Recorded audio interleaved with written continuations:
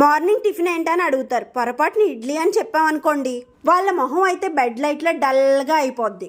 అదే దోశలని ఒక హింట్ ఇచ్చామనుకోండి, వెంటనే ఫేస్లో ఒక గ్లో వచ్చేస్తుంది. 1000 వాట్స్ ట్యూబ్ లైట్లా వెలిగిపోతాయి అనమాట. వారం మొత్తానికి దోశలు పెట్టేసిన బుర్ర అడ్డంగా ఒప్పుకుంటా తింటారు. అదే వారంలో ఒక రోజు ఇడ్లీ పెట్టామనుకోండి, అబ్బా ఇడ్లీనా, ఏదో తింటాంలే అన్నట్టు తింటారు. అదే మరి దోశలో ఉన్న స్పెషల్ ఏంటో. ఈ దోశలు చేయడం పెద్ద బ్రహ్మ విద్య అయితే కాదులేండి. ఏం లేదండి, ఒక గ్లాస్ మినపగుళ్ళకి 2 గ్లాసులన్నర బియ్యం వేసుకోవాలి. ఒక చిన్న గ్లాస్ తో శనగపప్పు, అటుకులు, అలాగే ఓ స్పూన్ మెంతులు వేసి 4 గంటల పాటు నానబెట్టుకోవాలి. ఇవి నానిన తర్వాత మెత్తగా రుబ్బేసుకుని ఉదయానికి ఫెర్మెంట్ అవనివ్వాలి.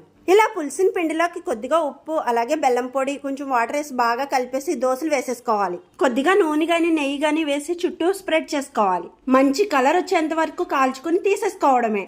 నచ్చిన చట్నీతో తింటే ఈ దోశ అయితే అద్దిరిపోతుంది. నన్ను అడిగితే ఈ దోశలు వేయడం చాలా సింపుల్ అండి. నచ్చితే లైక్ కొట్టి సబ్స్క్రైబ్